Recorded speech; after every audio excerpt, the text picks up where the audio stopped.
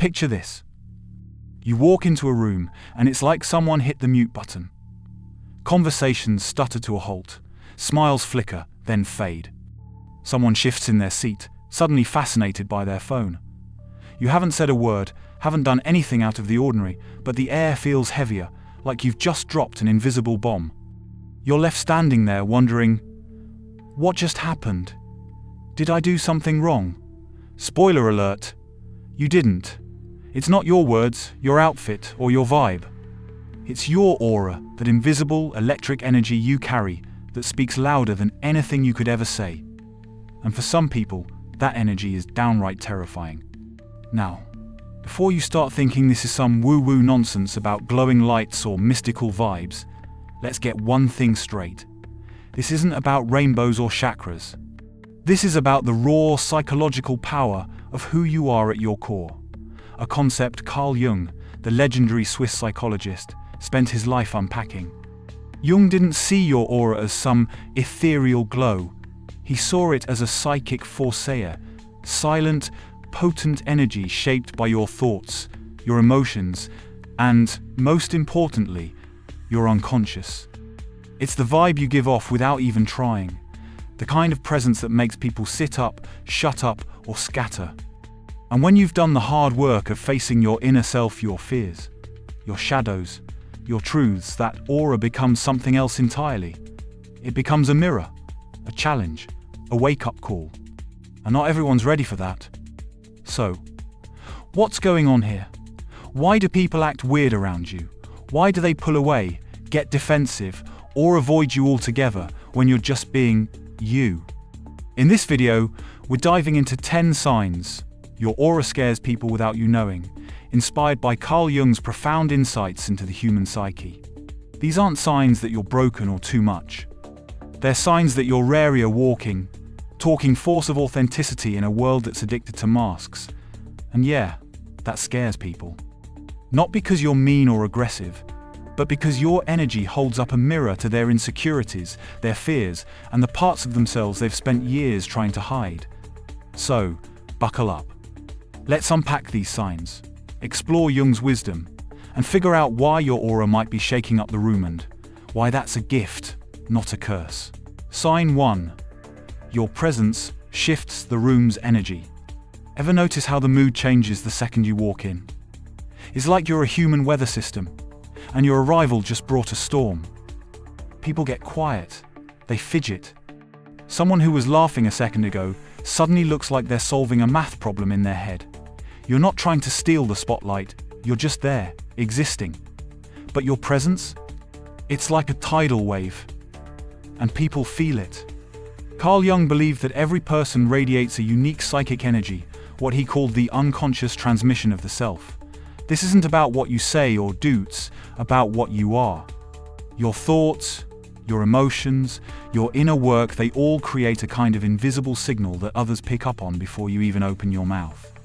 When you've spent time wrestling with your inner world, confronting your fears, and embracing your truth, that signal gets stronger. It's not loud or flashy, but it's deep. And for people who are used to skimming the surface of life, that depth feels like a jolt. Think about it. Most people are playing a role. They're wearing masks, smiling to seem friendly, laughing to fit in, nodding to avoid conflict. But you're not playing that game. Your energy is raw, unfiltered, and real. And when you walk into a room, it's like you're carrying a spotlight that exposes everyone's carefully constructed facades. Jung called this the shadow, the hidden parts of ourselves we don't want to face. Your aura, without you even trying, shines a light on that shadow, and for some, that's too much to handle. They don't know why they're uncomfortable, they just know they need to look away, change the subject, or leave the room entirely. Real life lesson. Next time you notice the room shift when you walk in, don't shrink. Don't assume you're the problem. Instead, recognize that your presence is a gift. It's a chance for others to see themselves more clearly, even if they're not ready for it. Keep showing up as you are. The right people will stay, and the ones who run, they're just not ready for your light. Sign 2. Small talk feels like a prison sentence. Let's be real. Small talk is the worst. Someone asks you about the weather, and you feel your soul physically recoil. "Nice day, huh?" they say. And you're nodding politely while internally screaming, "Can we talk about something that actually matters?" It's not that you're rude, you can play the game, smile and make the right noises. But deep down, you're counting the seconds until you can escape. Jung had a name for this: psychological intuition. He believed that people who are deeply connected to their unconscious can't stand in authenticity. Small talk isn't just boring, it's a lie. It's a way for people to avoid real connection, to stay safe behind their masks. But your aura? It's allergic to that nonsense. You're wired for truth, for depth, for conversations that crack open the soul.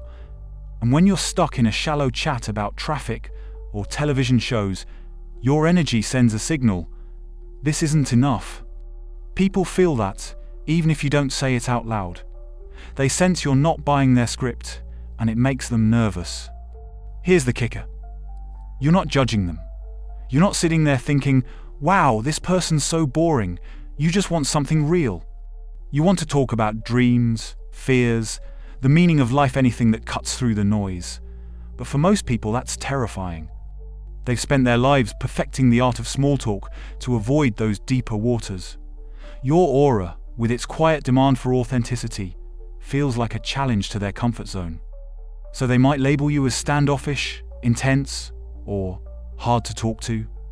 But the truth? You're just starving for a conversation that feeds your soul. Real life lesson. Don't force yourself to love small talk, it's okay to crave depth. Instead, find your people, the ones who aren't afraid to dive into the big questions with you. And when you're stuck in shallow waters, use it as a chance to practice patience. Sometimes, the smallest moments can lead to the deepest connections if you give them time. Sign 3. People overshare, then ghost you. You're at a coffee shop, minding your own business, when a stranger starts spilling their life story. Or a coworker you barely know corners you at the water cooler and unloads their deepest fears. You didn't ask for this, you were just standing there, sipping your latte or refilling your bottle. But somehow, you've become the unofficial therapist of the universe. People tell you things they wouldn't tell their best friend, their mum, or their actual therapist. And then, just as suddenly, they disappear. They stop texting. They avoid you at the grocery store. What gives? Jung had an explanation for this: the healer archetype. He believed that some people carry an unconscious energy that makes others feel safe enough to open up. Your aura radiates depth, stillness, and a kind of emotional gravity that pulls people in. They sense that you can handle their pain, their secrets, their mess, so they let it all out. But here's the catch. Once they've bared their soul, they panic. Not because you did anything wrong, but because you saw them, really saw them. And that's terrifying for someone who's not ready to face their own truth. This is where Jung's concept of the shadow comes in again. When people open up to you, they're not just sharing their story, they're confronting parts of themselves they've buried. Your aura, with its calm, accepting presence, makes them feel safe enough to do that. But once they realize how vulnerable they've been, their ego kicks in. They pull away, not because you hurt them, but because you made them feel too seen. It's like they looked in a mirror and didn't like what they saw, so they blame the mirror. Real life lesson. Don't take it personally when people ghost you after oversharing. It's not about you, it's about their own journey. Keep being that safe space for others, but set boundaries to protect your own energy. You're not here to carry everyone's baggage, but your presence can be a gift to those who are ready to receive it. Sign 4. Your eye contact feels like a laser. You've heard it before. You have intense eyes. Or maybe no one said it out loud, but you can tell by the way people avoid looking at you. You try to make eye contact, and they glance away like they've been caught doing something wrong. It's not because you're glaring or trying to intimidate them, it's just your natural gaze. But to them, it feels like you're peering into their soul. Jung called this the psychic encounter. When you've done the work of integrating your shadow, those hidden parts of yourself, most people ignore your presence becomes a mirror. Your eyes aren't just seeing the other person, they're reflecting back their own truths, their insecurities, their fears. And for someone who's spent their life avoiding those things, that's unsettling. Your eye contact isn't just a social gesture, it's a moment of truth. And not everyone's ready for that. Think about it. Most people use eye contact to play a role. They smile to seem friendly, stare to seem confident, or look away to avoid conflict. But your gaze is different. It's raw, honest, and unflinching. It says, I see you, and I'm not afraid of what I see. That kind of authenticity is rare, and it can make people feel exposed. So they look away, fidget, or change the subject. They're not rejecting you, they're protecting themselves from the truth your aura reveals. Real life lesson. Your intense gaze is a gift, not a flaw. Use it to connect with those who are ready to meet you on that deeper level. And when people shy away, let them. Not everyone's ready to be seen, and that's okay. Keep shining your light, and the right people will be drawn to it. Sign 5. You trigger people without trying. You're just sitting there, minding your own business, when someone snaps at you. Or they get weirdly defensive over a harmless comment. Maybe they accuse you of judging them when you didn't say a word. You're left scratching your head, thinking, what did I do? The answer? Nothing. You just existed. And for some people, that's enough to set them off. Jung believed that when you've integrated your shadow, when you've faced your own flaws, fears, and truths, you become a walking mirror. Your aura reflects back the parts of people they don't want to see. Their insecurities, their shame, their doubts. You don't have to say anything, your energy does the talking. It's like you're holding up a sign that says, I've faced myself. Have you? And for those who haven't, that's a threat. Here's a story. I had a friend who used to get so annoyed with me for no reason. We'd be chatting, everything would seem fine, and then bam, she'd get snippy over something tiny, like me asking about her day. I couldn't figure it out. Was I being pushy, rude? Finally, she admitted it. You always seem so sure of yourself, she said. It makes me feel like I'm not good enough. I wasn't trying to make her feel that way. I was just being me.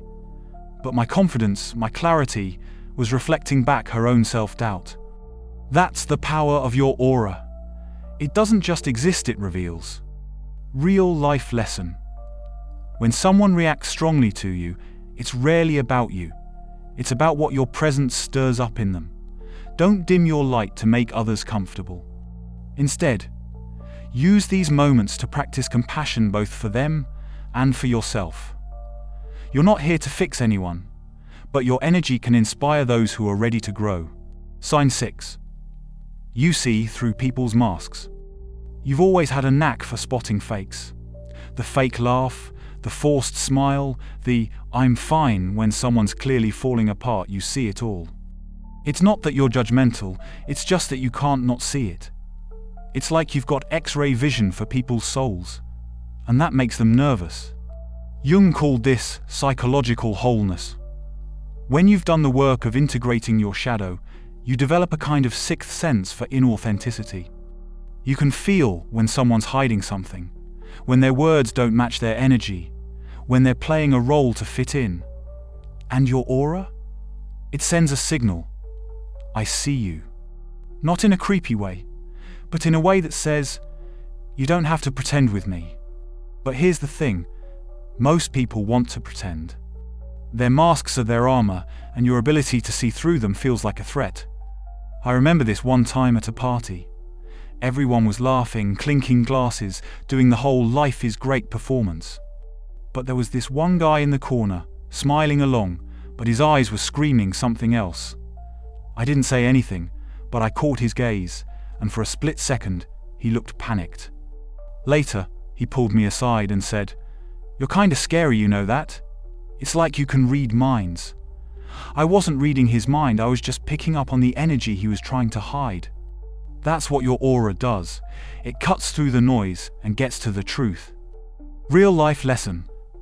Your ability to see through masks is a superpower, but it can feel like a curse when people push you away for it. Don't let that stop you. Use your insight to build deeper connections with those who are ready to drop their masks. And when others pull away, let them. Not everyone's ready to be real, and that's their journey, not yours. Sign 7. You ask questions that make people squirm. You're not trying to be difficult, but you've got a habit of asking the real questions. Not, how's your job? But, are you happy with what you do? Not, what's new with you? But, what's been weighing on your heart lately? Your questions cut through the fluff and go straight for the soul. And for some people, that's like a punch to the gut. Jung believed that people who are on the path of individuation, the journey to becoming their truest, self-naturally challenge the status quo. You don't accept things at face value. You don't nod along with the crowd. You want to know why. You want to understand the deeper truth. And when you ask those kinds of questions, you're not just making conversation. You're inviting people to look at themselves in a way they might not be ready for. I had a co-worker once who got so flustered when I asked her why she stayed in a job she clearly hated. "Why do you care?" she snapped. I wasn't trying to pry, I was genuinely curious. But my question forced her to confront a truth she'd been avoiding. That's what your aura does. It doesn't just ask questions, it demands honesty. And for people who are used to dodging the truth, that's terrifying. Real life lesson. Keep asking the hard questions, but know your audience. Some people will thank you for pushing them to think deeper, others will run. That's okay. Your job isn't to make everyone comfortable, it's to stay true to your own curiosity and depth. The right people will love you for it. Sign 8. You're often misunderstood. You try to be kind, open, and honest. But somehow, people get the wrong idea. They call you intense, cold, or even arrogant when you're just being yourself. You're not trying to come off as superior, you're just living in your truth. But to others, that truth feels like a judgment. Jung talked a lot about projection, the way people project their own fears and insecurities onto others. When you carry a strong, authentic aura, you become a blank canvas for those projections. People see in you what they're afraid to see in themselves. If they're insecure, they might call you arrogant. If they're hiding their pain, they might call you cold. It's not about you, it's about what your presence stirs up in them. Here's a personal story. I once had a friend who accused me of being too serious because I didn't laugh at her jokes during a group hangout. The truth? I was just listening, taking it all in.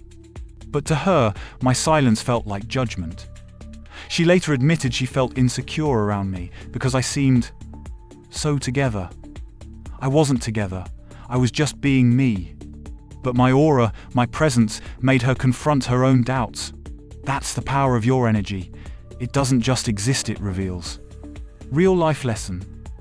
Being misunderstood is part of the deal when you carry a powerful aura. Don't let it make you doubt yourself. Instead, focus on staying true to who you are. The people who get you, the ones who see your depth as a gift, will find you, and they're the ones who matter. Sign 9.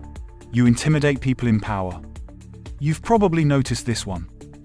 People in authority, bosses, teachers, self-proclaimed alpha, types act weird around you. They get defensive, try to one-up you, or subtly try to put you in your place. You're not challenging them, at least not on purpose, but your presence alone seems to throw them off balance. Jung called this the king or queen archetype. When you've done the work of integrating your inner power, you carry a quiet sovereignty. It's not about being loud or domineering, it's about being whole. You don't need to prove yourself, and that confidence radiates. For people who rely on control or status to feel secure, that's a threat. Your aura says, I don't bow to your authority unless it's earned. And that can make power-hungry types very uncomfortable. I'll never forget the time I walked into a meeting with a new boss who was all about asserting dominance. He was loud, brash, throwing his weight around. But when I spoke calmly, clearly, just stating my thoughts, he got flustered. Later, a co-worker told me he felt challenged by me, even though I wasn't trying to be. That's the thing about your aura. It doesn't need to shout to be heard. It just is. Real life lesson. Don't dim your light to make power-hungry people comfortable. Your quiet strength is a gift, and it will earn you respect from those who value authenticity. Keep standing in your truth, and let the insecure ones sort themselves out. Sign 10. You feel like an outsider, even among friends. This one hits deep. You've always felt a little different. Not in a quirky, I'm so unique way, but in a soul level, I don't quite belong here way. Even when you're surrounded by people who love you, there's a part of you that feels like you're on the outside looking in. It's not loneliness. Exactly, it's more like you're tuned to a different frequency. Jung believed that certain people are born with a calling from the self, a deep, inner pull toward growth, truth, and transformation. These people often feel like outsiders because they're not content with the surface-level games most people play. Your aura reflects that calling. It carries a depth, a mystery, a kind of ancient wisdom that sets you apart. And while that can feel isolating, it's also what makes you powerful. I remember growing up, always feeling like I was watching the world through a different lens. My friends would talk about boys or parties, and I'd be wondering about the meaning of life or why people hide who they really are. It wasn't until I read Jung that I realized this wasn't a flaw, it was a sign of my soul's depth. Your aura carries that same depth, and it's why people are drawn to you, even if they don't fully understand you. Real life lesson. Embrace your outsider status. It's not a sign that you're broken, it's a sign that you're awake. Find your tribe, the ones who resonate with your frequency, and keep shining your unique light. The world needs more people like you, even if it doesn't always know it. Let's tie this all together. If you've recognized yourself in these signs, you're probably wondering, why does my aura scare people? And how do I deal with it? The answer lies in Jung's concept of individuation, the lifelong journey of becoming your truest, most whole self. When you walk that path, you shed the masks, the pretenses, the need for approval. You become a living contradiction to a world that thrives on conformity and illusion. Your aura, your psychic energy, reflects that. It's not loud or aggressive, but it's real. And in a world obsessed with facades, realness is radical. Here's the thing. Your aura isn't scaring people because you're doing something wrong. It's scaring them because it's doing something right. You're a mirror, reflecting back their truths, their shadows, their potential. Some people will run from that mirror.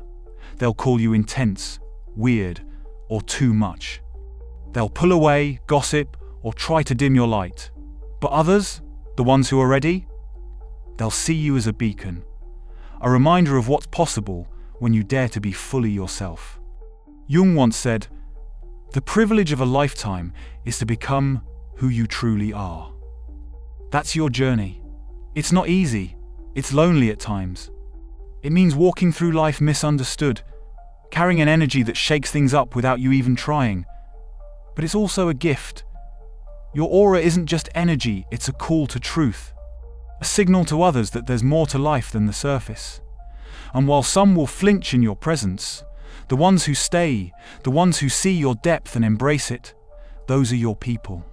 Final, real-life lesson. Don't apologize for your intensity, your depth, or your truth. You're not too much, you're just right for the path you're on. Keep shining, keep growing, and keep being the mirror the world needs, even if it's not ready for you yet. Your aura isn't a curse, it's a revolution. And the world needs more revolutionaries like you.